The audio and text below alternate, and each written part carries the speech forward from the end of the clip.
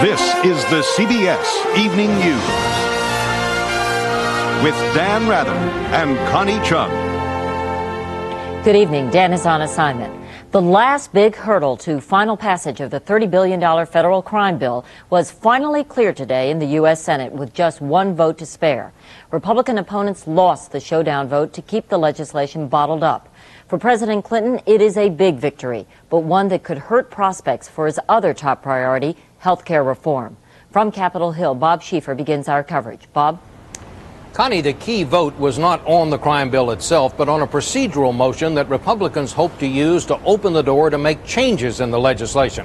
The Democrats said they were just trying to kill the bill's ban on assault weapons. But it took 41 votes to do it, and in the end, the Republican leader Dole could muster only 39, as 6 of his Republicans bolted and voted with the Democrats. As it finally drew to an end, the debate veered from partisan slashing to complete silliness. The motto of New York actually sang. President Clinton had a bill, E-I-E-I-O, and in that bill was lots of pork, E-I-E-I-O. But by late today, the Republicans knew they were beaten. Their leader announced in advance he did not have the votes to change the bill with new amendments. And I regret that I failed as a leader to keep our people together on this side of the aisle, and I commend the distinguished majority leader, but he's more persuasive with the Republicans than I am. To Dole, it was a money-wasting bill that did little to fight crime. Just do business as usual. Spend a lot of money and tell people you're going to solve their problems. $30 billion. Not surprisingly, Democrats hailed it as a major step. Are we or are we not willing to put our votes where our speeches are and do something about the tide of crime and violence and fear that engulfs so many in our nation? The injured vice president arrived to preside over the vote, and when it came, as Dole had predicted, Republicans fell 2 votes short of what they needed to open the bill for amendment. That cleared the way for the final vote and ensured passage with votes to spare. Connie? Bob Schieffer, live on Capitol Hill. Thank you. As for President Clinton's reaction this evening, let's go live to correspondent Rita Braver at the White House. Rita? Connie, it was nail-biting time here at the White House, but when the vote finally went the president's way, you could hear cheers from all over. And the president, who is badly in need of victories, quickly went out to make a statement in the Rose Garden. Today, senators of both parties took a brave and promising step to bring the long, hard wait for a crime bill closer to an end. I hope we can move on, doing the people's business across party lines, unencumbered by the labels of the past. And it's still unknown whether this bill will really do anything to solve America's crime problem, but it was important symbolically for the president. He put his prestige on the line. He has now given Democrats something to run on in the midterm elections in November, and he can say that he stood up to the NRA and won, Connie. Rita, Republicans on Capitol Hill are gloating tonight. They say they lost on crime, but in the process derailed health care reform. Does the president concede that health care is dead, at least for now? Absolutely not. Just a little while ago, he insisted that there is still a bipartisan group of senators working on a new compromise, but he said that the less he says about it at this point, the better, Connie. All right. Rita Braver at the White House. Thank you. Some of the hottest debates over the crime bill have been about money for a variety of crime prevention programs. Case in point, Midnight Round Ball, aimed at getting young people onto the basketball court instead of into trouble and criminal court. Correspondent Vicki Mabry has been keeping score. When Calvin Alexander is out until the wee hours of the morning, his mother isn't worried. As long as he has that basketball in his hand, I feel good. That makes me feel good. 17-year-old Calvin plays in a midnight basketball league, one of more than 1,500 youngsters in Dallas kept off the streets and potentially out of trouble by the game. Trying to find something else to do, you might run into the wrong thing to do. And then if you're playing basketball or watching somebody play basketball, you got something to do. These types of leagues started 8 years ago in Maryland and now lure tens of thousands of young men into gyms late at night. I think that the kids would not do anything wrong if you're using prevention programs. I mean, prevention cures the whole problem. The crime bill sets aside $380 million for preventative programs such as midnight basketball. Programs once endorsed by the Bush administration. This group organizes basketball games for the local youth. The programs had been under fire for weeks from Republicans critical of what they see as pork barrel spending. Should we be spending our money on basically social programs, or should we be spending our money on building prisons? Supporters argued for social spending up front rather than punishment funding later.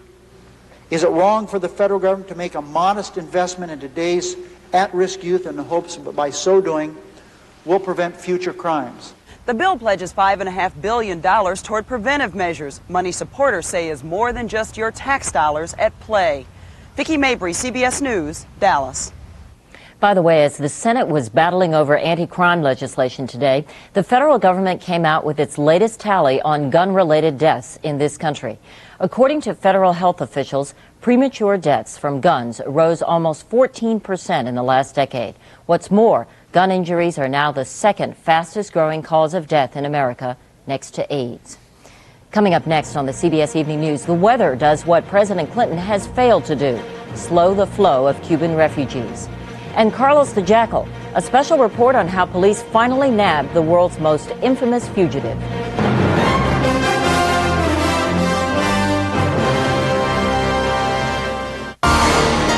One of the most striking designs of the decade.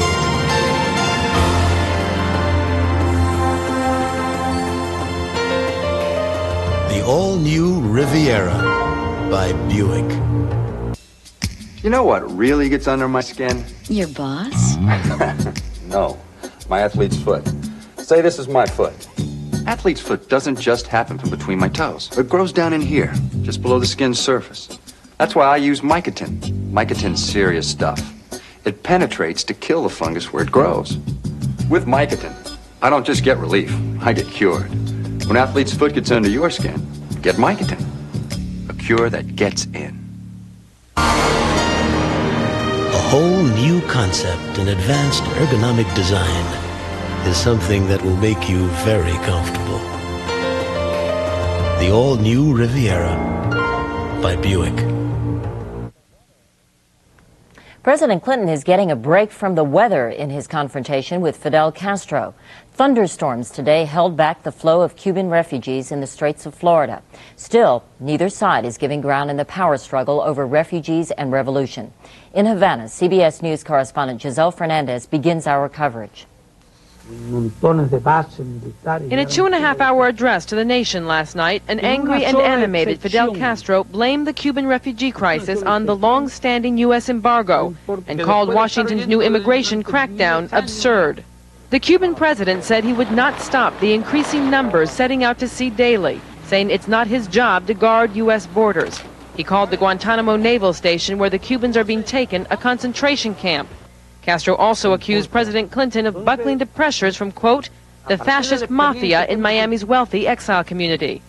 But after the address, the Cuban leader did extend an olive branch to the White House. Are you prepared to meet with President Clinton face to face? ¿Está dispuesto usted a reunirse cara a cara con el presidente Clinton? Yo no tendría ninguna objeción. I wouldn't have any objections.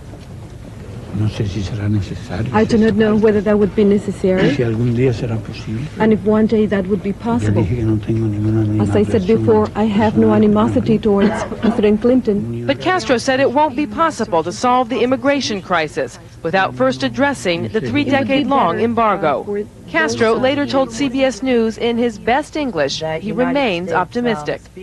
What steps would you be willing to take to resolve this crisis with the United States? I think we are doing the best for finding a solution. Do you have a direct message for President Clinton? No. Not right now. Good wish. Good wishes for President Clinton. Yes. The tougher questions he answered in Spanish. How much longer can the Cuban people suffer this way? Harder. If we want to preserve the values that we have been defending so far, we should be willing to resist as long as necessary. While many on the island remain faithful to Castro and the revolution, thousands of others are fed up. And with no end to stormy U.S.-Cuba relations in sight, only bad weather is doing what Washington can't, keeping refugees off the high seas and at home. Giselle Fernandez, CBS News, Havana. President Clinton and his aides are holding to the hard line that the refugee crisis is Castro's problem and can be solved only by political reform in Havana. But so far it seems the message is not getting through. National security correspondent David Martin reports. Why do Cubans keep coming? In the case of these rafters, they had not heard about the new policy. They found out from a CBS News crew they would be sent to Guantanamo Bay, Cuba. Whether Cubans are fleeing in ignorance or because life in a refugee camp is more enticing than life under Castro, one thing seems clear. Castro has succeeded in making his problem Bill Clinton's problem. We must not let any nation, even a nation as close to us as Cuba, even with so many American citizens of Cuban descent, control the immigration policy of the United States. Castro's economy is going down the tubes, yet he seems to be the one calling the shots, as the U.S. military scrambles to build a $100 million refugee camp at Guantanamo Bay. With the U.S. facing the prospect of caring for tens of thousands of refugees for the indefinite future, some Cuba experts believe the U.S. should try negotiating. The United States should begin talking to Cuba so that there's a possibility that Cuba and Castro himself will find a new path, and Castro will find a new way out. But the Clinton administration is, for the moment, dead set against talking to Castro. We are not going to enter into a dialogue with Castro or the Cuban government over the pace and nature of change in Cuba. Tomorrow, the Treasury Department will announce new measures to tighten the economic embargo against Cuba. That will undoubtedly do further damage to Cuba's economy, but officials say the surest way to make Castro's problems remain his problems would be to forcibly return the refugees. David Martin, CBS News, the Pentagon. In Africa, the last American troops are pulling out of bases in Zaire, leaving behind 800,000 refugees from Rwanda. 800 relief workers are trying to care for the Rwandans, but say the camps have become so dangerous they may have to withdraw. At least 3 people were killed today in outbreaks of shooting and other violence. CBS News has learned that President Clinton has decided to pull the last Americans out of Somalia. With civil war raging again among Somali warlords, only a handful of U.S. officials and 55 Marine Guards remain in Mogadishu. National security correspondent David Martin says they will be withdrawn by the middle of next month. Coming up next on the CBS Evening News, charges that the Los Angeles DA is using an investigation of Al Cowlings to get at O.J. Simpson. Attention heartburn sufferers. If antacids work, why do I keep getting heartburn? You know, frequent heartburn may be a sign of a more serious medical problem. Your doctor has treatment plans that can help. Frequent heartburn. Isn't it time you talk to your doctor? How fast does maximum strength Anbesol start to relieve toothache pain? Before you can say Anbesol. Get maximum strength relief from toothache pain on contact. Maximum strength Anbesol. Put it on. The pain is gone. This advanced technology helps to diagnose arthritis. But to effectively relieve the minor pain of arthritis, use this, Advil. Advil contains the #1 doctor-prescribed pain reliever in its class, in non-prescription strength. Advil works directly at the site of arthritis pain, and nothing's been proven to last longer. And Advil is gentler on your stomach than aspirin. Advil, advanced medicine for pain. Go ahead, ask around. Hey, magazines will tell you. Your really good friends will even tell you. The alpha-hydroxy acids in Alpha-Hydrox can reduce the appearance of fine lines and wrinkles because Alpha-Hydrox is an exfoliant. And now there's an Alpha-Hydrox formula for dry, oily, normal, and sensitive skin for under $10. Are you listening, or are you too busy looking for new wrinkles? Alpha-Hydrox at drug, grocery, and discount stores. Something has this traffic backed up. The same thing has these parents ransacking toy store stockrooms. What could it be? Let's hear it for the Mighty Morphin Power Rangers! Mighty Morphin Power Rangers, the hit kids TV show. It's big. The question is, why? Eye on America tomorrow on the CBS Evening News. In the O.J. Simpson case, the Los Angeles District Attorney confirms he is using a grand jury to investigate Simpson's friend, Al Cowlings. And Gilgar said he suggested evidence that comes out of that investigation could be used against Simpson. Today, that sent Simpson's lawyers running to court, as correspondent Bill Whitaker reports. Late this afternoon, Simpson defense attorneys filed a motion with Judge Lance Ito asking for an emergency session to investigate alleged prosecutorial misconduct in the use of the grand jury. Simpson's attorneys complain that the DA is really using the Al Cowlings grand jury as a cover to go after O.J. Simpson and asks that any grand jury evidence be suppressed or even that the Simpson case be dismissed. The judge agreed to talk to defense attorneys tomorrow. Because O.J. Simpson has already been charged, the prosecution is not allowed to use the grand jury to do discovery or fishing expedition to give them evidence for the Simpson trial. The grand jury has been questioning a number of people who were in the house with Simpson and Cowlings before the two took off on their televised chase. Simpson's girlfriend, Paula Barbieri, was one of those people, and the grand jury talked to her today. Barbieri might also be questioned about a notebook detailing Nicole Simpson's daily schedule found in Barbieri's stolen auto. While all this was going on, across town, Rachel Ferrara, Cato Kalin's good friend, accompanied by two attorneys, appeared before reporters to deny reports that Kalin told her more about O.J. Simpson's activities the night of the murders than he testified to in court. Do you believe Cato's telling the whole truth? Definitely. Rachel? I can't speak for Cato, but he's a very honest person and he has no reason to withhold any information. Last week, CBS News reported that authorities were investigating claims made by Ferrara's friends that Kalin told Ferrara a different story than he told on the stand. This week, Time magazine added that the friends say Ferrara told them when Kalin went outside his guest house to investigate a loud noise, he saw O.J. Simpson. Today, Ferrara called the magazine article untrue.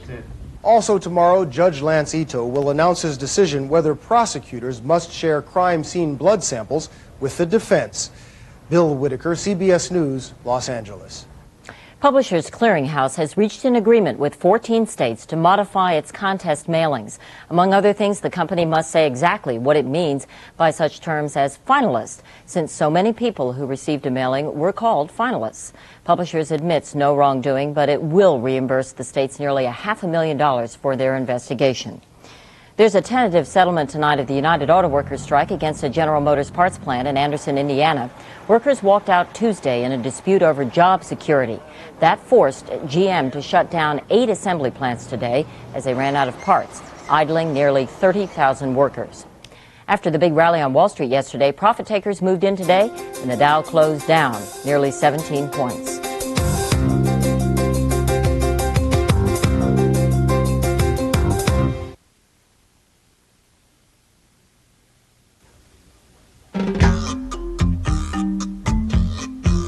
What exactly does the Maytag repairman do all day?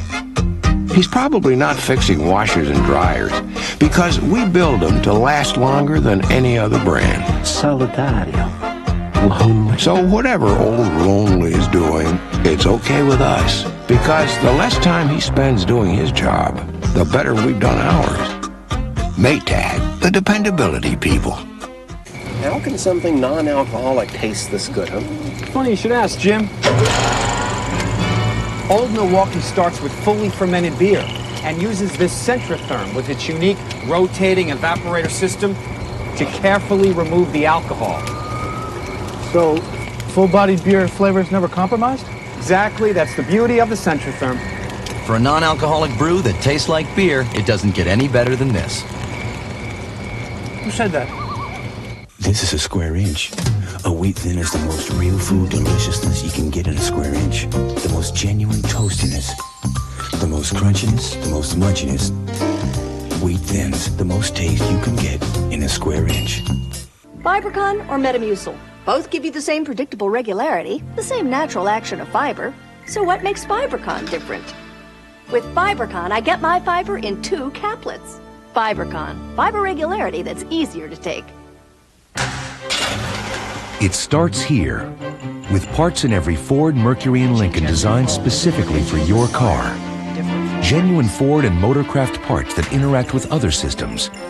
And quality care technicians have the training and support to know their exact specifications and tolerances. It's one reason more Ford, Mercury, and Lincoln owners stop here for repairs and maintenance than anywhere else. Quality care, where the quality continues. Think polio was cured in the 50s? Then why are these people suffering in the 90s? A puzzling new comeback for a frightening old enemy. Eye to Eye with Connie Chung tonight. It's been 10 days since the international terrorist known as Carlos the Jackal was arrested in Sudan. His lawyer said today Carlos is adjusting to life in a French prison, keeping up on news coverage of his case as he awaits trial. And more details are emerging of his final days as a fugitive. Bob Simon in Paris has our report on that. The Carlos tapes, mysteriously leaked in the Middle East, show the Jackal living it up in his last lair with the young Jordanian woman he left his wife for. Although he entered the Sudan on a Lebanese passport under a false name, the French tracked the aging hitman to his dreary Khartoum home, stocked with enough liquor to remind him of who he used to be. French sources tell CBS News that it was Jordanian or Palestinian intelligence that first tipped them off that Carlos was in Khartoum and that the CIA came through with the details. But the spies got their information from a woman Carlos was trying to impress in a local bar. He lived exactly like a retiree from the Foreign Legion, drinking a lot of alcohol and spending his night with prostitutes. The French only caught up with Carlos because he was at the end of the line. An alcoholic in an Islamic country, a hired gun who'd been out of work for 10 years. It wasn't only that the Jackal had lost his teeth, his program had run out of sponsors. In his salad days, Carlos was more famous than any of the OPEC ministers he took hostage in Vienna, and there was no shortage of Soviet bloc and Arab countries eager to underwrite his anti-Western, anti-Zionist campaign. A series of bombings and assassinations in France all had radical Marxist backing. But then the Berlin Wall fell. Countries which had relied on their secret services now worship their stock markets. Carlos became a liability, embarrassing and expendable. The killer had lost his clout. He was the hot potato, get out, and so they gave him a bakshish to leave. So he was getting paid for his own departure. That's the only way he could make his living in the last years. In the last 3 years, Carlos was kicked out of Syria, Jordan, and Yemen. Iraq and Libya wouldn't even let him in. All his old comrades were now struggling for respectability. France's interior minister, the man who engineered the capture, says the Sudan surrendered him in an effort to clean up its image to get off Washington's bad boy list. And he warns that records from East Germany's secret police will embarrass many countries and many leaders. These documents have already begun to speak. It will be a very interesting and very important trial. A certain number of countries will prefer that he were dead. The French claim Carlos is responsible for 83 deaths, but some intelligence sources say he was never the killer he was cracked up to be, that his reputation preceded and exceeded him. So what does the arrest mean? It means the Sudanese look good, the French look better. And Carlos, for the first time in 10 years, he's back in the headlines where he always wanted to be. Bob Simon, CBS News, Paris. Coming up next, a celebration of liberation 50 years later.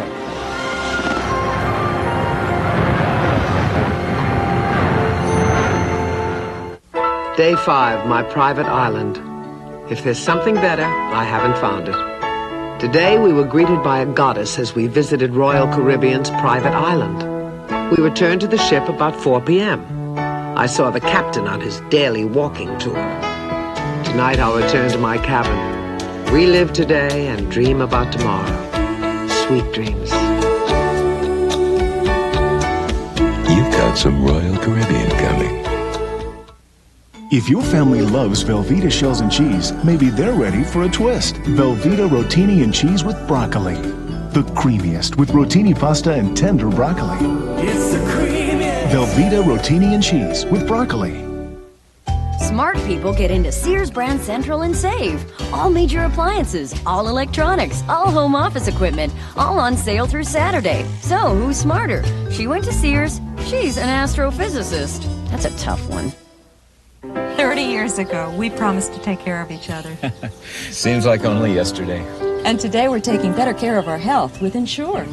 More than a vitamin supplement, Ensure is a delicious drink with all the nutrients adults need to help stay healthy, active, be energetic. Drink Ensure as a meal. Or in between meals. Ensure is recommended #1 by doctors as a source of complete balanced nutrition. Ensure. To your health, honey. Oh, to our health. Attention. 2 class action lawsuits involving Fiberboard Corporation are pending in court that may affect your rights. If you, a family member, or someone for whom you have legal responsibility was exposed directly or indirectly to asbestos or asbestos-containing products, or if you are a person or entity which may be sued by asbestos-exposed individuals, call 1-800-792-2000 for information. Even if you are not suffering from any symptoms of injury, call 1-800-792-2000. 50 years ago today, the battle was joined for the ultimate prize of World War II in Europe, the city of Paris. Hitler wanted it defended or burned to the ground, but in the end, Paris was saved by the French and their American allies. And tonight, the City of Light is marking a golden anniversary of freedom. Correspondent Barry Peterson is there. Paris is one big party tonight, celebrating this day 50 years ago, when World War II took a dramatic turn. Paris was liberated. This was a French-only event. No world leaders, no marching soldiers from Allied countries. And maybe that was as it should be. The Americans didn't want to take Paris. They wanted to go around it and chase the retreating German army. It was the French who insisted that their capital city had to be liberated, and liberated by the French. Otherwise, they said, Paris would be destroyed. The French resistance had started the fight, battling with handguns and hunting rifles and flaming gasoline. General de Gaulle insisted French troops be first into the city, but the Yanks were right behind and right in the line of fire. The sniping was coming from those buildings and also from the museum. From the Louvre over there? From the Louvre, right. Sergeant Edgar Haussmann became an art lover that summer day in the Tuileries Gardens, diving behind this statue of Julius Caesar. There are pock marks from the bullets that were fired. Even the sniping didn't stop the celebrating. But German explosives were set from bridges to the Eiffel Tower. Blow the city, Hitler ordered. Paris would have fallen as a field of ruins. These are the words of Hitler himself. One German general disobeyed. The jewel of Hitler's conquest fell to the Allies. Germany's swagger was broken. They had paraded on these avenues for 4 years every day at noon, and then suddenly they had to leave as prisoners, dejected, with the population spitting on them.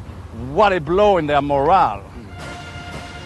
We'll always have Paris, goes that wonderful line, but only because 50 years ago, the bold and the brave made it so. Barry Peterson, CBS News, Paris. And that's our news. Coming up on Eye to Eye, they survived polio. Now they're facing a new threat to their health. We'll tell you all about post-polio syndrome. And we'll also answer the question, why can't a woman be more like a man?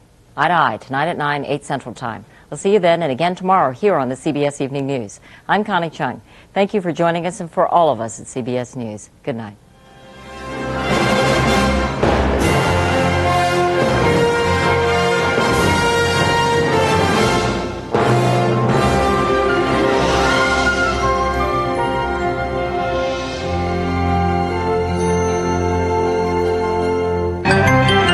Experience CBS News. This is CBS.